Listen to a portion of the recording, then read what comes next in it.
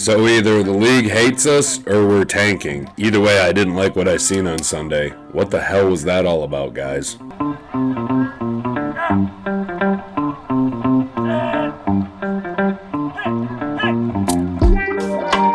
to Detroit! Welcome back to the channel, fellas. As you guys know, I'm Hat and Beard. We're here to discuss the Lions' Week 7 loss at the hands of the Dallas Cowboys down in Jerryville. And if you've been a fan of the Lions long enough, you know that there are some similarities between our playoff game in 2014 down in Dallas and this game that really kind of stuck out to me. Namely, in 14, Pettigrew had a pass interference that didn't get called that could have resulted in us winning that game. And then in this game, I'm telling you, man, that non-reviewed interception that Jared Goff, that Trayvon Diggs, I told you Trayvon Diggs was going to grab a pick. That wasn't an INT, and the fact that the league refused to review it is just a glaring example of how Detroit is like routinely just dicked. I mean, even Tony Romo and Jim Nantz were like, oh my God, it must suck to be a Lions fan. I mean, what the league is like deliberately screwing you guys right now because Dan Campbell can't review an interview. Turnovers are automatically reviewed from up top.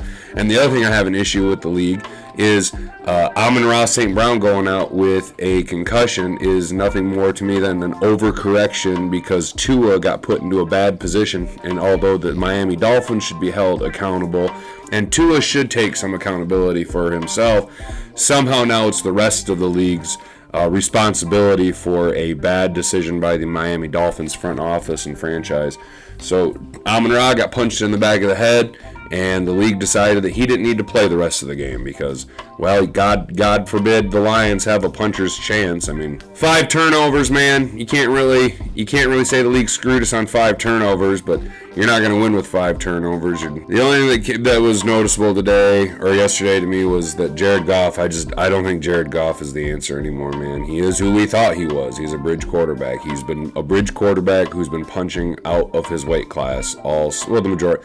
3 games this year, Jared Goff has punched up out of his weight class. The other games have been mediocre at best, if not downright bad. I'm going to be honest, man. This was just a bad game. I know you didn't really have your weapons, and Big PP Ben Johnson kind of had Dan Campbell breathing down his throat to call a more conservative approach to the game, which is kind of what we've all been calling for is, Dan Campbell quit being so aggressive, being a little bit more conservative, quit going for it on 4th down all the time, take the points. Dan took the points. The only points we got were the 2 field goals he decided to take. And I'm happy that he took the 2 field goals. What I absolutely hated was the overcorrection from being hyper-aggressive to being too conservative, and we should have tried to get points at the end of the first half. The fact that we just let the clock, we had 3 timeouts, bro, and you just like let the clock burn out intentionally because you were, quote, happy with where we were at. No, man, you left an opening, dude.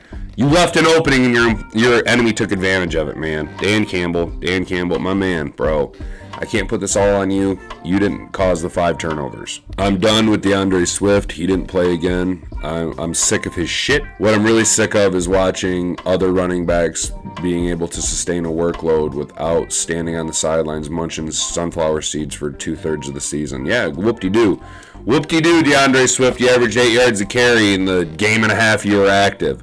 Whoop-de-doo. Hope that really goes far for you. I have no use for you anymore, man. If you're not gonna be available, if you're not going to be a man and make yourself available and go out there and play, then I have no room for you on this team, man. Especially considering you're one of our big 2 offensive weapons, and you're out. Jared Goff is not the answer. I've been kind of saying it on and off. I was really bought into it, but he's not the answer. If there's any positives to take away, and considering how hard I've been on AG, it was really good to see him retool the defense the way that they said they were gonna. Hutch had his hand out of the dirt. It was nice to have Kaminsky back. Aiden Hutchinson is clearly much more volatile of a player when he's got a bookend to collapse the pocket into. Kaminsky allows that, offers that. Pascal played really good for 2/3 of the game. It was very evident that he was gassed come the end of the game. He didn't have that jump, that quick step that he had at the beginning, but Josh Pascal looked really good. Hopefully he doesn't go Levi Onwuzurike's route and perpetually is injured, because he could be a boon that we found in the second round this year and really complements Hutch's play style. But it was nice to see all of our rookies. Hutch playing good, Rodrigo playing. I mean, we all expect Rodrigo to play good. Didn't hear his name called a whole lot, but he made some good plays on special teams. Josh Paschal was getting in there making some nice plays, which is another thing that was good to see. I was really impressed with Kirby Joseph, man. He was out there putting the lumber down on dudes. But it was good to see Kirby Joseph out there playing above his weight class, really. I mean, he put the lumber down on, I think, who was it, Noah Brown? He just came in and sent that dude going ass end over apple cart, dude. That was nuttier than shit, man, and I absolutely loved it. Our defense looked, I'm not going to say our defense looked good. Ha ha, you're not going to catch me there. But they looked better than what we've had all season long. Man, Okuda playing above his weight class too. Like, our defense surprisingly wasn't the problem this game. And unfortunately, we've spent all season having our defense be the problem, and our offense having to bail us out. That in this game, when our defense was putting us into a position to succeed, our offense was the unit that came up short, which is not normally how things go. So it was a weird game, man. I don't know what to think, man. I can't put this all on Dan Campbell, right? He didn't throw the interceptions. He didn't put the ball on the turf, but he also didn't put his players into a position to be successful until he can figure out a happy median between where he was at and the way he was coaching at the beginning of the year and whatever the hell kind of game plan that was in Dallas, that uber conservative. I mean, that was almost too conservative, man. I'm not saying it's not successful. I'm just, it was too much. It was too much in the right direction. So you need to find a nice little median. But I really don't want to start talking draft, guys, but I think we're gonna have to start looking ahead to the draft. I don't know. I know this is kind of a weird video. I don't really feel so great. My throat's kind of fucked up. I don't know where we go from here, fellas, but why don't you go ahead and drop a comment down below. What do you think we should do with our first two picks? Should we go, defense and quarterback defense? Do we, try and maneuver our picks and trade around a little bit to establish more draft capital?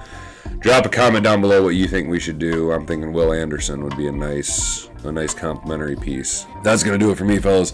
I've been Hat and Beard. You've been an attentive audience. We'll catch you in the next one. Peace.